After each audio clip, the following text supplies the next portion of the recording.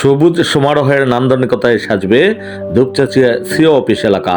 সবুজ পাতার আচ্ছাদনে ঢেকে যাবে অবৈধ দখলের স্মৃতিচিহ্ন। দুপচাচিয়া সিও অফিস চত্বরের অবৈধ দখলের উচ্ছেদকৃত জায়গায় রোপিত হলো প্রায় শতাধিক বৃক্ষ।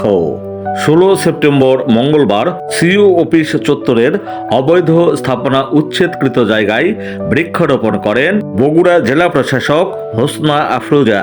বৃক্ষরোপণকালে উপস্থিত ছিলেন বগুড়া জেলা পুলিশ সুপার জেদান আল মুসা, দুপচাচিয়া উপজেলা নির্বাহী অফিসার শাহরুখ খান, সহকারী কমিশনার ভূমি তৌহিদুল ইসলাম, উপজেলা স্বাস্থ্য ও পরিবার পরিকল্পনা officer doctor Shamsun Nahar, police পরিদর্শক নাসিরুল ইসলাম, সাবেক পৌর মেয়র জাহাঙ্গীর আলম, পৌরসভার নির্বাহী প্রকৌশলী আহমেদ কামরুল হাসান, উপসহকারী প্রকৌশলী তাজুল ইসলাম রঞ্জু, সাবেক বন কর্মকর্তা আক্তারুজ্জামান রাঙ্গা, সদর ইউনিয়ন পরিষদ চেয়ারম্যান মোয়াজ্জেম হোসেন, পৌর বিএনপি সাধারণ সম্পাদক আক্তারুজ্জামান তুহিন এবং উপজেলা যুবদলের আহ্বায়ক আফসার আলী প্রমুখ।